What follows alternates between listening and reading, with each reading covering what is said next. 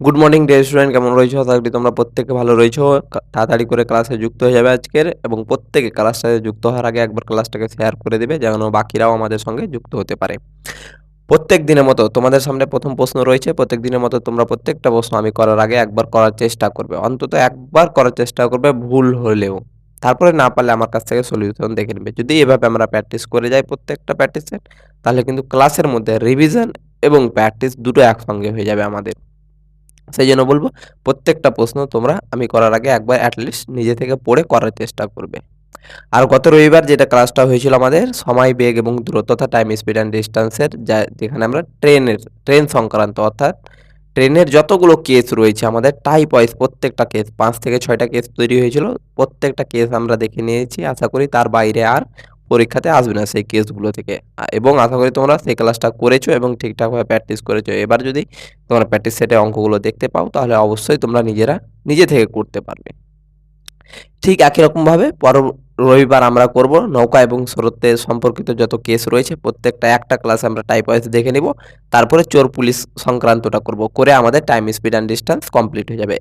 একই রকমভাবে তোমাদের ডিমান্ড রয়েছে যে লাভ এবং ক্ষতি। বেশিরভাগ স্টুডেন্টই বলছে যে স্যার লাভ ক্ষতির অঙ্কটা করাও, চ্যাপ্টারটা। তাহলে লাভ ক্ষতির যে চ্যাপ্টারটা রয়েছে সেটা এই চ্যাপ্টারটা শেষ হলেই, টাইম, স্পিড অ্যান্ড ডিস্টেন্স চ্যাপ্টারটা শেষ হয়ে গেলে আমরা লাভ ক্ষতির চ্যাপ্টারটা দেখে নিব। সেখানেও প্রত্যেকটা টাইপ ওয়াইজ দেখব। এক একটা সিঙ্গেল কেস দেখব, আমরা সিঙ্গেল পিস কেসগুলো দেখে নেব একবারে টাইপ ওয়াইজ ভাগ করে। আশা করি সেই ক্লাসের পরেও তোমাদের লাভ ক্ষতির মধ্যে আর কোনো রকম ডাউট থাকবে না, প্রত্যেকটা কেস নিজেরাই করতে পারবে। তাহলে চলো প্রত্যেকে যুক্ত হয়ে যাবে ক্লাসে, করার চেষ্টা করো। প্রথম প্রশ্ন রয়েছে তোমাদের সামনে, কি বলছে? একটি চৌবাচ্চা 5 ঘন্টায় পূর্ণ হয়। একটি চৌবাচ্চা অর্থাৎ ট্যাঙ্ক, জলের ট্যাঙ্ক রয়েছে যেটা 5 ঘন্টায় পূর্ণ হয়। বলছে কিন্তু চৌবাচ্চাটিতে একটি ছিদ্র থাকার জন্য সেটি পূর্ণ হতে 6 ঘন্টা সময় লাগে। একটা চৌবাচ্চা যখন কোনো ছিদ্র নেই তখন সম্পূর্ণ হতে কতক্ষণ লাগছে স্যার? 5 ঘন্টা সময় লাগছে। কিন্তু যখন আমার চৌবাচ্চাটাতে একটা ছিদ্র থাকছে তখন সময় লাগছে 6 ঘন্টা। তার মানে তুমি ধরে নাও এখানে এটা একটা চৌবাচ্চা, এটাতে যখন ছিদ্র নেই তখন এই সম্পূর্ণ হতে কতক্ষণ লাগছে স্যার? 5 ঘন্টা লাগছে। এবার যখন আচ্ছা সময় লাগছে 5 ঘন্টা। এবার যখন এই চৌবাচ্চাটাতে ছিদ্র তৈরি হয়ে গেল, এখান দিয়ে একটা ধরো ছিদ্র করে দিলে, তাহলে এখান দিয়ে তো জল ভরবে। এটা দিয়ে জল ভরো তুমি আর এটা দিয়ে বেরিয়ে যাবে। তার মানে এই টাইপের তখন কি হয়ে যাচ্ছে আমার? এইভাবে যখন ছিদ্র তৈরি হয়ে যাচ্ছে তখন চৌবাচ্চাটা পূর্ণ হতে কতক্ষণ সময় লাগছে স্যার? 6 ঘন্টা সময় লাগছে। তাহলে একই রকমভাবে আমরা আগে এখান থেকে বের করব যে চৌবাচ্চাটাতে কত ইউনিট জল ধরে। তাহলে 5 আর 6 লসাগু করে দিলে আমরা পেয়ে যাব কত? 30। তার মানে চৌবাচ্চাটাতে কত ইউনিট জল ধরবে স্যার? মোট জল, টোটাল ওয়াটার কত পেয়ে গেলাম? 30 ইউনিট। তার মানে চৌবাচ্চাটার মধ্যে কত ইউনিট জল ধরে স্যার? 30 ইউনিট। তার মানে যখন ছিদ্র থাকছে না তখন 5 ঘন্টাতে পূর্ণ হচ্ছে কত ইউনিট? 30 ইউনিট। তার মানে 1 ঘন্টাতে স্যার কত হচ্ছে? 5 দ্বারা ভাগ করে দেব, 6 ইউনিট। তার মানে 1 ঘন্টাতে কত ইউনিট করে জল পূর্ণ হচ্ছে স্যার? 6 ইউনিট করে। এবার যখন ছিদ্র থাকছে তাহলে সময় নিচ্ছে কতক্ষণ? 6 ঘন্টা পূর্ণ হতে। কত ইউনিট জল? 30 ইউনিট। তার মানে 1 ঘন্টাতে কত করে পূর্ণ করবে? 6 দ্বারা ভাগ করে দেবে, 5 ইউনিট। দেখো যখন ছিদ্র ছিল না তখন 1 ঘন্টাতে ভর্তি হচ্ছিল কত ইউনিট স্যার? 6 ইউনিট। আর যখন ছিদ্র হচ্ছে তখন কত ইউনিট ভর্তি হচ্ছে? 5 ইউনিট। তার মানে কত ইউনিট জল কম ভর্তি হচ্ছে 1 ঘন্টাতে?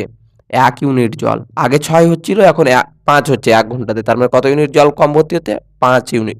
1 ইউনিট জল কম ভর্তি হচ্ছে। তাহলে এই যে 1 ইউনিট জলটা কম ভর্তি হচ্ছে কি জন্য? না এই নল দিয়ে আমার 1 ইউনিট জলটা বেরিয়ে যাচ্ছে, সেই জন্য 1 ইউনিট জল কম ভর্তি হচ্ছে। তার মানে এই নল দিয়ে 1 ঘন্টাতে কত ইউনিট জল বেরোচ্ছে স্যার? 1 ইউনিট। তাহলে আমাকে প্রশ্নে বলছে ওই ছিদ্র দ্বারা পরিপূর্ণ চৌবাচ্চাটি কতক্ষণে খালি হয়ে যাবে? অর্থাৎ এই ছিদ্রটা দ্বারা এই সম্পূর্ণ চৌবাচ্চাটা কতক্ষণে খালি হবে? তা সম্পূর্ণ চৌবাচ্চাতে কত ইউনিট জল আছে স্যার? 30 ইউনিট। তাহলে 1 ঘন্টাতে এই নল দ্বারা কত ইউনিট জল খালি হচ্ছে স্যার?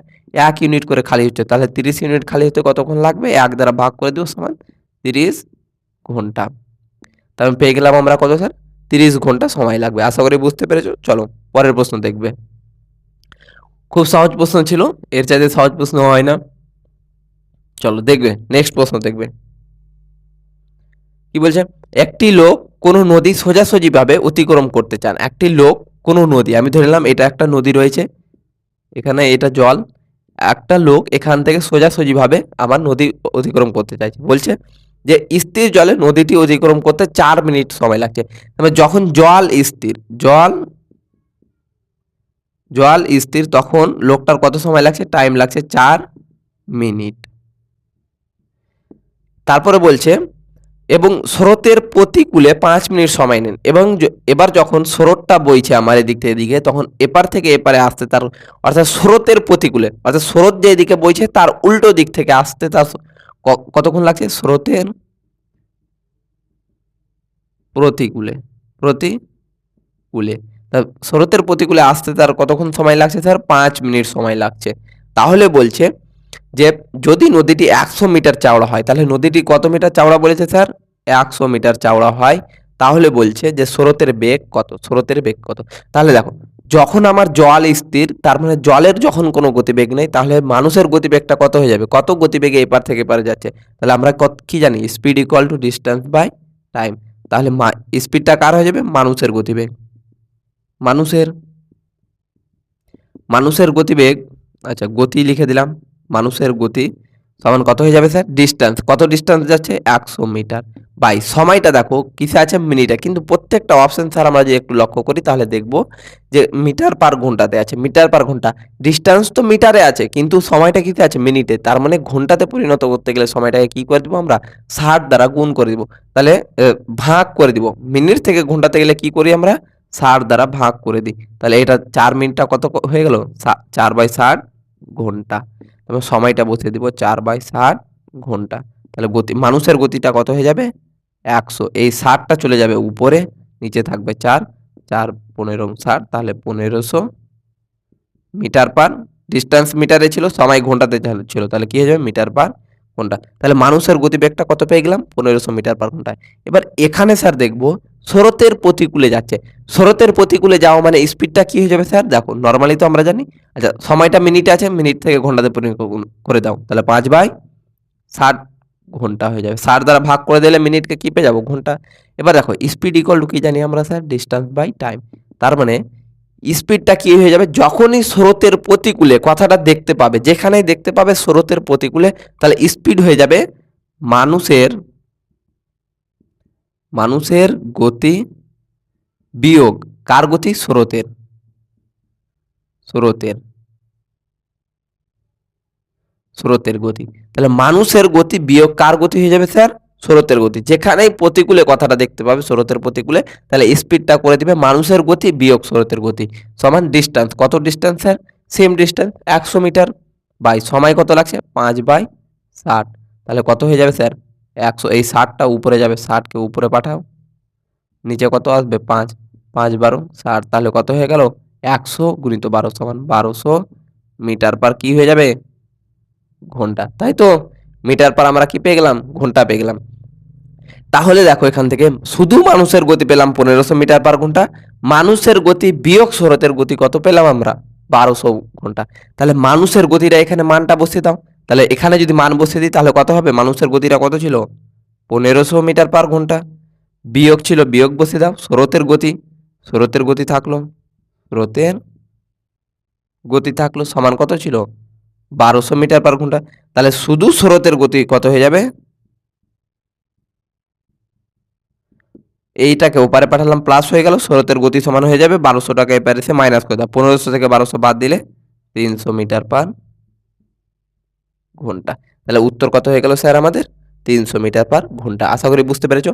সবসময় মনে রাখবো স্রোতের প্রতিকূলে যখনই বলবে আমাদের হয়ে যাবে মানুষের গতি বিয়োগ স্রোতের গতি, অর্থাৎ মানুষ কত স্পিডে সাঁতার কাটছে তার গতি থেকে বাদ দিয়ে দিব স্রোতের গতি, যেহেতু স্রোতের প্রতিকূলে বলেছে।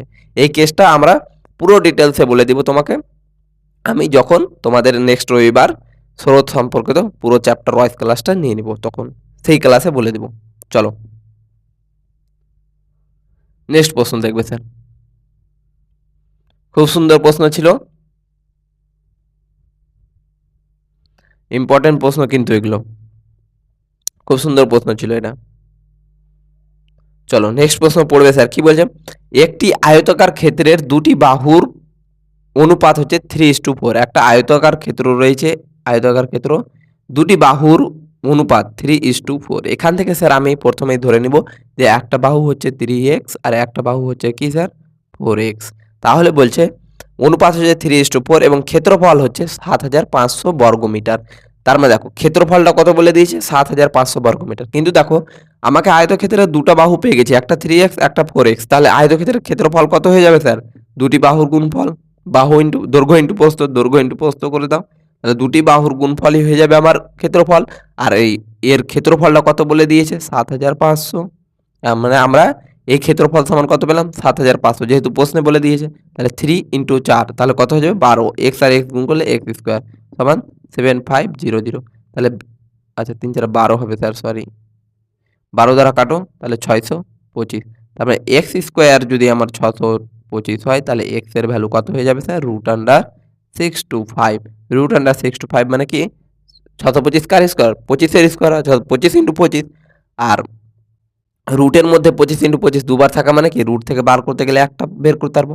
তার মানে এক্স এর ভ্যালু কত হয়ে গেল? 25 হয়ে গেল। তবে এক্স এর ভ্যালু যখনই 25 পেয়ে গেলাম, তাহলে এক্স এর ভ্যালুটা বসিয়ে দাও। তাহলে এক্স এর ভ্যালু যদি এখানে বসিয়ে দিই, তাহলে একটা কত ছিল? 3x। তাহলে 3x সমান কত হয়ে যাবে? 3 এর জায়গায় এক্স এর জায়গায় 25 বসিয়ে দাও। তাহলে 3 × 25 কত হয়ে যাবে? আচ্ছা 3 × 25 করে দাও, ভেঙেই করে দিচ্ছি। 3 × 25 = 75। এখানে কত ছিল? 4x, 4 × x, তাহলে 4 × x এর ভ্যালু কত স্যার? 25। তাহলে কত হয়ে গেল? 4 × 25 = 100। অর্থাৎ প্রস্থ পেয়ে গেলাম আমি 75, দৈর্ঘ্য পেয়ে গেলাম 100। যেহেতু বড় যেটা পাবো মান, সেটা হয়ে যায় আমাদের দৈর্ঘ্য। তার মানে বড় কোনটা? 100। তার মানে আমরা দৈর্ঘ্য পেয়ে গেলাম 100 আর প্রস্থ পেয়ে গেলাম 75 মিটার। তার মানে আয়তক্ষেত্রের দৈর্ঘ্য 100 মিটার, প্রস্থ 75 মিটার। তার মানে এটুকুর মান যদি 75 হয়, তাহলে এটাও তো প্রস্থ, এটারও মান 75 হবে। এটার দৈর্ঘ্যের মান 100 মিটার, তার মানে এই দৈর্ঘ্যটারও হয়ে যাবে 100 মিটার। তাহলে এবার আমাদেরকে প্রশ্নে কি বলেছে পড়বো। প্রতি মিটারে যদি 2.50 টাকা 2.50 টাকা হিসাবে মাঠের চতুর্দিকে বেড়া দিতে কত খরচ হবে? প্রতি বর্গ মিটারে 2.50 টাকা হিসেবে মাঠের চারিদিকে বেড়া দিতে কত টাকা খরচ হবে? মাঠের চারিদিকে বলতে এর দৈর্ঘ্য প্লাস এর দৈর্ঘ্য, এর দৈর্ঘ্য, এর দৈর্ঘ্য। তাহলে মাঠের চারিদিকের দৈর্ঘ্যটা কত হয়ে যাবে? 100 আর 100 কত হয়ে গেল? 200। 75 আর 75 কত হয়ে গেল স্যার? 150। 150 আর 200 350। তার মানে পেয়ে গেলাম টোটাল কত? দৈর্ঘ্যটা 350 মিটার। পরিসীমা বের করতে হবে আমাদের আয়তক্ষেত্রের। আর আয়তক্ষেত্রের পরিসীমার সূত্র কি স্যার? 2 × দৈর্ঘ্য প্লাস প্রস্থ।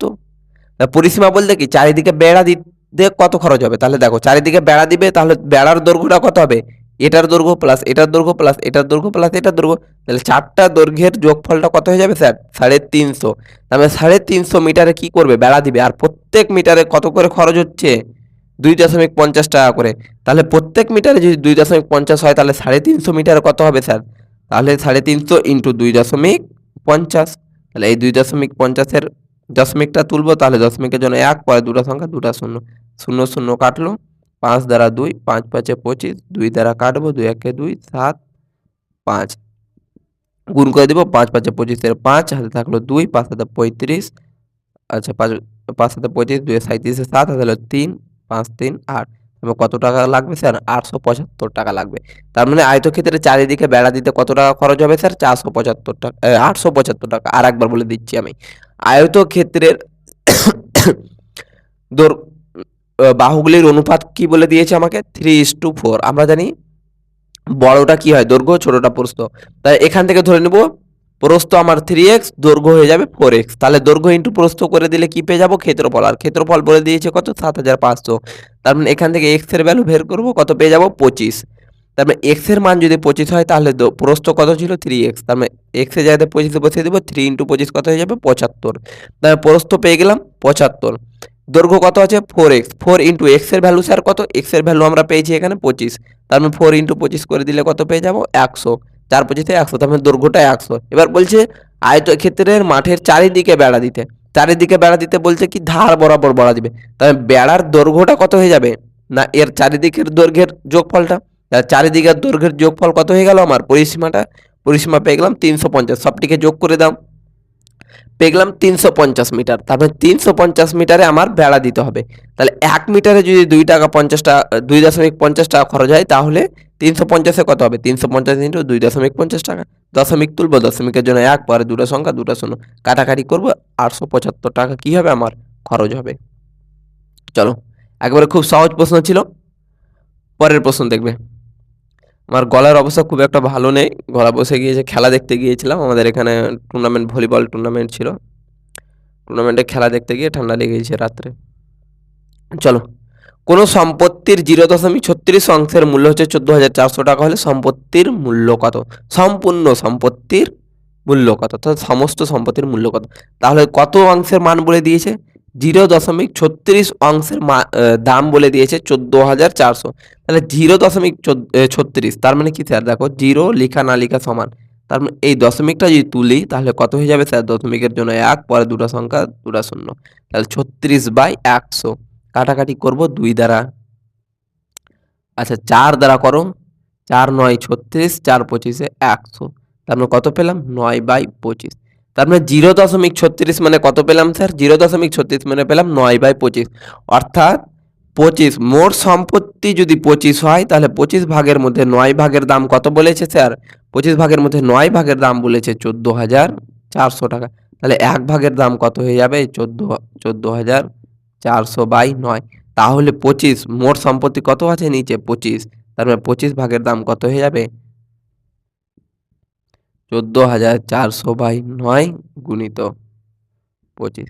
তাহলে কাটো এখানে, 9 দ্বারা যদি কাটি, 9 কে 9, 5 6 9 54 0 0, তাহলে 0 0 6 25 150 0 15, 25 থেকে 25 5 30 40। তার মানে কত হয়ে গেল স্যার? 40,000 টাকা হয়ে যাবে সম্পত্তির মূল্য।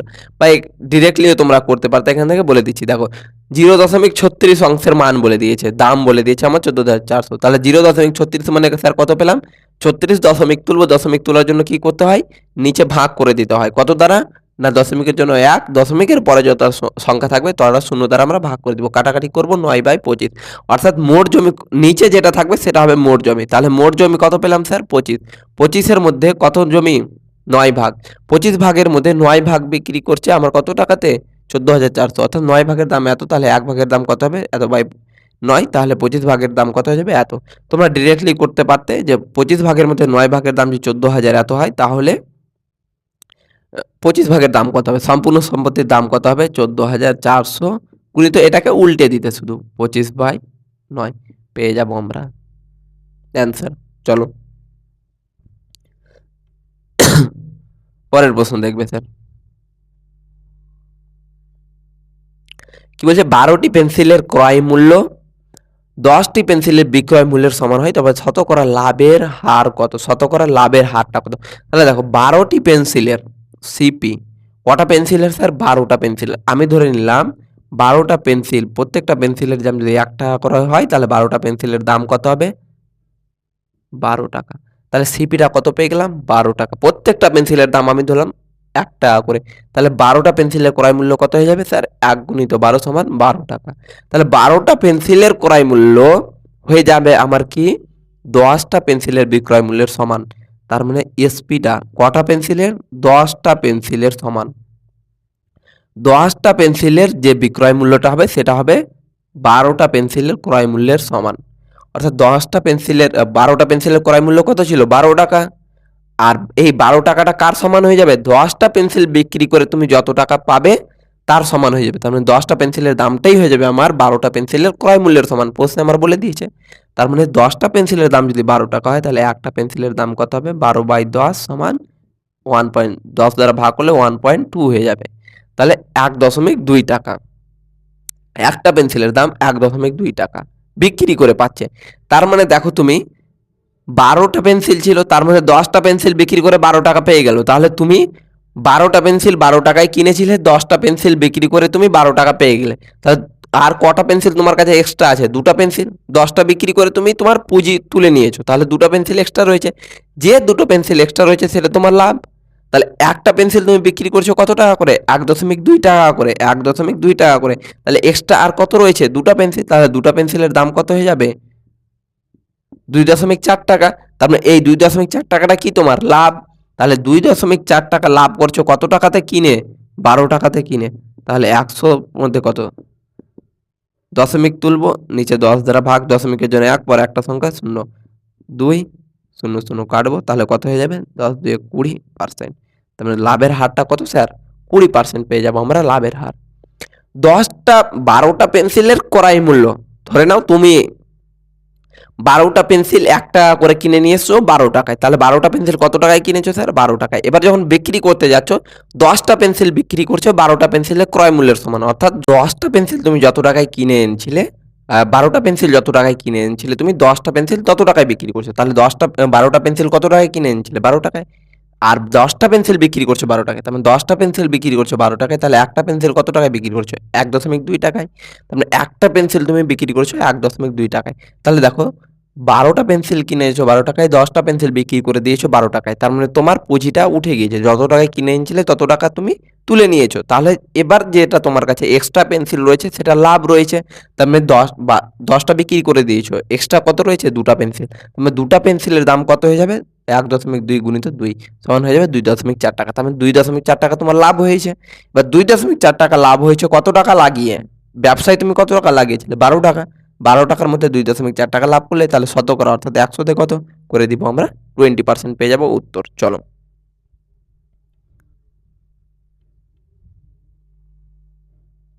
পরের প্রশ্ন দেখবে কি বলছে, মান নির্ণয় করো। খুব সুন্দর প্রশ্ন রয়েছে। 3 রুট আন্ডার ডাবল রুট 0.000064। দেখো প্রথমত বাইরের রুটটা কি আছে আমরা দেখতে যাব না, বাইরের রুটটা বসিয়ে দাও। √3 রয়েছে। এবার দেখো আমি যদি তোমাকে বলি এখানে 64 রয়েছে, শুধু 64, তার মানে কত হয়ে যাবে স্যার? 64 থেকে আমরা কি লিখতে পারি? 8 গুণিত 8 তখন 64 থেকে 8 কটা 8 বেরোবে? একটা 8 বেরোবে। ঠিক একই রকম ভাবে স্যার আমরা এখানে লিখবো দুটো জিনিসের জন্য একটা জিনিস বেরোবে। তার মানে দেখো দশমিকের পরে কটা শূন্য রয়েছে? দুটা, চারটা। তার মানে দুটা শূন্যর জন্য একটা শূন্য। তাহলে চারটা শূন্যর জন্য কটা শূন্য বসবে আমার? দশমিকের পরে চারটা শূন্যর জন্য আমরা বসিয়ে দেবো দুটা শূন্য। আর 64 সমান আমি একটু আগে বললাম, কি বললাম? 64কে কি লিখতে পারি? 8 গুণিত 8। তার মানে 64-র জন্য কটা 8 বসবে? একটা 8। তাহলে পেয়ে গেলাম 0.008। এবার দেখো যারা এভাবে বুঝতে পারবে না আমি বলে দিচ্ছি, 3 আছে, 3/0.008 মানে কি? 8 বাই দশমিকের জন্য কত? 1, পরের তিনটা সংখ্যা 3টা শূন্য। তাহলে দেখো 3 থাকলো, 8কে কি লিখতে পারি? 2 গুণিত 2 গুণিত 2, 2 এর কিউব। এটাকে কি লিখতে পারি? 10 গুণিত 10 গুণিত 10, তাই তো? আর এখানে 3 থাকা মানে কি স্যার? এখানে 3 থাকা মানে রুটের মধ্যে থেকে 3টা একই রকম জিনিস একবার বেরোবে। তাহলে দেখো উপরে কটা 2 রয়েছে? 3টা, তার মানে কটা বেরোবে? একটা। নিচে কটা 10 রয়েছে? 3টা, কটা বেরোবে? 10, একটা 10। তাহলে ভাগ করে দিলে কত পেয়ে যাবো স্যার? 10 দ্বারা ভাগ করে দিলে 0.2 পেয়ে যাবো আমরা উত্তর। তাহলে আমাদের উত্তর কত হয়ে গেল? 0.2। একেবারে সহজ ছিল, মনে রাখবে দুটা দশমিকের পরে দুটা সংখ্যার জন্য একটা জিরো। তাহলে চারটা জিরোর জন্য দুটা জিরো বসাবো। 64 কার স্কোয়ার? 8 এর স্কোয়ার, তার মানে 8 গুণিত 8, তার মানে একটা 8 বসিয়ে দিব এখানে। পেয়ে গেলাম কত? 0.008। এবার দেখো এটাকে আমরা তুলে নিব। 3 রয়েছে, এখান থেকে তোমরা ডাইরেক্ট কিন্তু অ্যান্সার 0.2 করতে পারতে, কিন্তু দেখো তোমাদেরকে ভেঙে বোঝানোর জন্য বলছি। 8 রয়েছে, 8 বসিয়ে দিলাম। দশমিকের জন্য কি করি আমরা? ভাগ করি। কত দ্বারা? দশমিকের জন্য 1, পরে তিনটা সংখ্যা 3টা শূন্য দ্বারা ভাগ করে দিব। তার মানে 8কে কি লিখতে পারি? 2 গুণিত 2 গুণিত 2। 10কে কি এটাকে কি লিখতে পারি? 1000কে 10 গুণিত 10 গুণিত 10। এবার এখানে রয়েছে 3, এই জিনিসটা লক্ষ্য করতে হবে। এখানে আমরা দুটোর জন্য একটা নিলাম, কারণ এখানে কিছু ছিল না, শুধু রুট ছিল। শুধু রুট মানে কি? দুটোর জন্য একটা। আর এখানে বলে দিয়েছে কিউব রুট। কিউব রুট অর্থাৎ 3। 3 মানে কি? Cube root. কিউব রুট মানে কি বলে দিয়েছে? 3 থেকে একটা জিনিস বার করব। তার মানে 1 2 3, 3টা 2 থেকে একটা 2, নিচে 3টা 10 থেকে একটা 10 ভাগ করে দেবো, 0.2 হয়ে যাবে আমাদের অ্যান্সার। চলো পরের প্রশ্ন স্যার। কি বলছে? 45 লিটার মিশ্রণে দুধ ও জলের অনুপাত। 45 লিটারের মিশ্রণ রয়েছে যেখানে দুধ অর্থাৎ মিল্ক এবং ওয়াটারের অনুপাতটা রয়েছে কত স্যার আমার? 3:2, অর্থাৎ 3:2 অনুপাতে আমার দুধ রয়েছে। আর মিশ্রণটা টোটাল কত আছে? 45 লিটার। তাহলে দুধ যদি আমার 3 লিটার থাকে তাহলে জল থাকবে কত? 2। তাহলে টোটাল কত হয়ে গেল দুধ আর জলে? 5 লিটার। তাহলে আমরা এখানে পেলাম মিশ্রণটা কত? 5, আর প্রশ্নে কত বলে দিয়েছে আমার? 45। তাহলে 1 ইউনিটের মান কত হয়ে যাবে? 45/9, আচ্ছা 5। তাহলে 5 দ্বারা কাটবো, পেয়ে যাবো 9। আমি 1 ইউনিটের মান যেটা পাবো সেটাকে কি করে দিব স্যার? উপরে গুণ করে দিব। একবার 3-এর সঙ্গে 9কে গুণ করো, তাহলে মিল্ক কত হয়ে যাবে? 3 গুণিত 9, 3 9 27। তাহলে ওয়াটার কত হয়ে যাবে? 1 ইউনিটের মান কত পেয়েছি? 9, 9কে গুণ করে দিব 2 এর সঙ্গে, তার মানে 18। তাহলে মিল্ক আর ওয়াটার পেয়ে গেলাম 27 আর 18। তার মানে এই 45 লিটার মিশ্রণের মধ্যে 27 লিটার রয়েছে দুধ আর 18 লিটার রয়েছে জল। এবার আমাকে কি বলছে, বলছি যে ওই মিশ্রণে কত পরিমাণ জল মেশালে, ওই মিশ্রণে কত পরিমাণ, তাহলে 27 লিটার তো দুধ আছেই, তাহলে জল মেশাচ্ছে, তার মানে এই মিশ্রণটাতে আমার কত লিটার জল মেশালে, তাহলে 18 লিটার জল আছে, এই জলের সঙ্গে আর কত লিটার জল মেশাতে গেলে, তাহলে আমি ধরে নিলাম x লিটার জল মেশাতে গেলে এদের অনুপাতটা হয়ে যাবে কত, বলে দিয়েছে এদের অনুপাতটা 9:2 হয়ে যাবে আমার 11। অর্থাৎ এই যে মিশ্রণটা রয়েছে, যেখানে দুধ রয়েছে 27 লিটার, জল রয়েছে 18 লিটার, তাহলে এই মিশ্রণে আর কত লিটার আমরা জল মিশিয়ে দিব, এই 18 লিটারের সঙ্গে কত লিটার জল মিশিয়ে দিব, যে এই দুজনের অনুপাতটা অর্থাৎ 27 অনুপাত x লিটার আমি জল মেশালাম, তাহলে এখন এদের যে অনুপাতটা হবে সেটা হবে 9:11। তাহলে এখান থেকে মান বের করো, তাহলে 27/18 প্লাস x, অনুপাত মানে কি বাই আকারে লেখা, তাই তো 9/11, তাহলে গুণ করে দাও।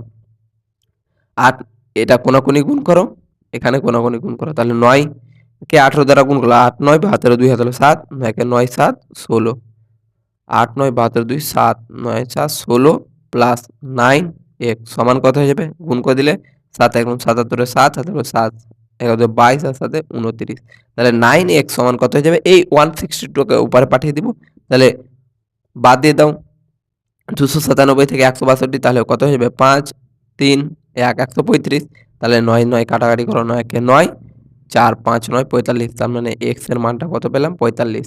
তাহলে কত লিটার জল মিশিয়েছি আমরা x লিটার, আর x এর মানটা কত পেলাম 15।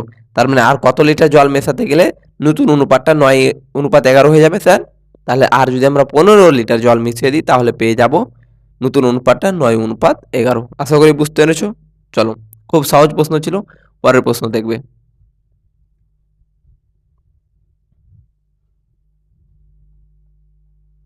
কি বলছে, যদি 4 জনের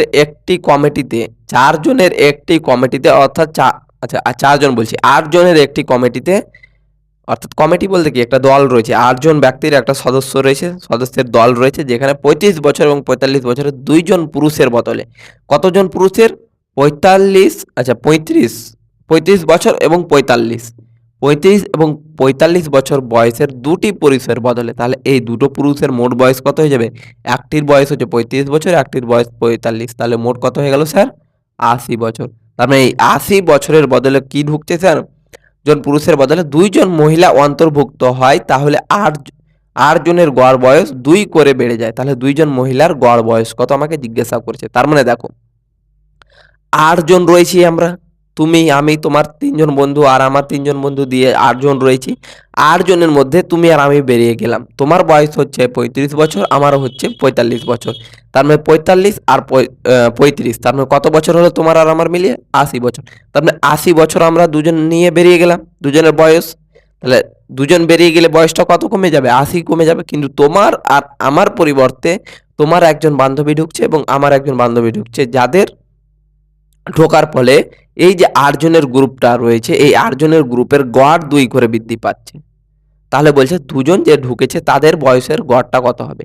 তাহলে দেখো যারা দুজন ঢুকেছে তাদের জন্য কত গড় বৃদ্ধি পেয়েছে স্যার 2 করে, তার মানে বৃদ্ধি পেয়েছে মানে কি তারা ওজন বেশি নিয়ে এসছে, কত নিয়ে এসছে দেখো, যারা বেরিয়েছে তাদের ওজনটুকু তো নিয়ে আসবে 80 প্লাস কত নিয়ে এসছে না, তারা আসার ফলে 2 করে গড় বেড়ে গিয়েছে, তাহলে কত মোট বেড়েছে 2 করে গড় বেড়েছে, কতজন রয়েছে 8 জন, তাহলে মোট ওজন কত বেড়েছে 2 গুণিত 8, তখন 80 যোগ 8 2 16, তাহলে কত হয়ে গেল টোটাল 96। তার মানে তারা যে দুজন এসছে তোমার এবং আমার বান্ধবী, তাদের মোট ওজনটা কত হয়ে যাবে 96। তাহলে বলেছে তাদের বয়সের গড়টা কত, আচ্ছা ওজন বলছি, বয়স কত হয়ে যাবে 96, তার মানে তাদের গড়টা কত স্যার, গড় মানে কি দুজন মহিলা, তাহলে 2 দ্বারা কি করে দিব ভাগ করে দিব, তাহলে কত হয়ে যাবে 4 8, অর্থাৎ 48 বছর, তাহলে বয়সের গড়টা কত হয়ে যাবে তাদের দুজনের 48 বছর। দেখো 35 বছর এবং 45 বছর বয়সী দুজন পুরুষের বদলে দুজন মহিলা আসছে, তাহলে 35 আর 45 কতজন হয়ে গেল 80 বছর, তার মানে 80 বছরের বদলে দুজন মহিলা আসছে, যারা আসার পরে 2 করে গড় বেড়ে গিয়েছে মানে কি বয়সটা বেশি নিয়ে এসছে, তারা বেড়ে গিয়েছে মানে কি তাদের বয়সটা বেশি আছে, তবে কত বেশি আছে দেখে নাও, যারা নতুন আসবে তাদের জন্য 2 করে গড় বেড়েছে, তার মানে তারা আসার ফলে দেখো কতটি বয়স নিয়ে আসবে। ৮০ বছর তো হবেই তাদের বয়স, প্লাস তাদের আসার জন্য ২ করে গড় বেড়ে গিয়েছে ৮ জনের। তাহলে মোট কত বেড়েছে? ২ গুণিত ৮ সমান ১৬। তার মানে ৮০ তো নিয়ে আসবে, প্লাস ১৬ বছর বয়সটা এক্সট্রা নিয়ে আসবে। তাহলে টোটাল কত হয়ে যাবে বয়সটা তাদের? ৯৬। তার মানে দুজনের বয়সের সমষ্টিটা কত হয়ে যাবে? ৯৬। তাহলে তাদের গড় কত হবে? ২ জন রয়েছে, ২ দ্বারা ভাগ করে দেব, 48। আশা করি বুঝতে পেরেছো। চলো, বুঝতে না পারলে অবশ্যই তোমরা কমেন্ট করবে, আমি নেক্সট ক্লাসে বুঝিয়ে দেব। আর প্রত্যেকটা প্রশ্ন স্যার ক্লাস শেষ হওয়া মাত্র একবার করে প্র্যাকটিস করবে, তাহলে কিন্তু জিনিসগুলো তোমাদের বেশি করে মনে থাকবে। যদি ক্লাসে বুঝে নিলে, বুঝতে পারলে যে হ্যাঁ ক্লাসে তো আমি বুঝে গিয়েছি, সবটাই পেরে নিব, এইভাবে রেখে দিলে স্যার একদিন দেখবে যে সব ভুলে গিয়েছো। সেই জন্য প্র্যাকটিস, ক্লাসের সঙ্গে সঙ্গে তোমাদেরকে প্র্যাকটিস করতে হবে এবং মাঝে মধ্যে তোমাদেরকে জিনিসগুলো কিন্তু রিভিশন করে রাখতে হবে। চলো, তাহলে এইটা ছিল আমাদের ক্লাসের লাস্ট প্রশ্ন। আশা করি তোমরা বুঝতে পেরেছো প্রত্যেকটা প্রশ্ন। কোনো জায়গায় যদি অসুবিধে থাকে বোঝার, তাহলে অবশ্যই কমেন্টে লিখবে যে এই পয়েন্টটা বুঝতে পারেনি, তাহলে আমি পরের ক্লাসে কিন্তু তোমাদেরকে বলে দেব। তাহলে প্রত্যেকে কিন্তু কমেন্ট করবে যদি কোনো জায়গায় না বুঝতে পেরে থাকো। তাহলে ক্লাস শেষ হওয়া মাত্র একবার তোমরা প্রত্যেকটা প্রশ্ন আর একবার রিভিশন করে নিবে স্যার। তাহলে চলো, আবার তোমাদের সঙ্গে দেখা হবে পরবর্তী ক্লাসে। ততক্ষণের জন্য সুস্থ থাকো, ভালো থাকো, ধন্যবাদ।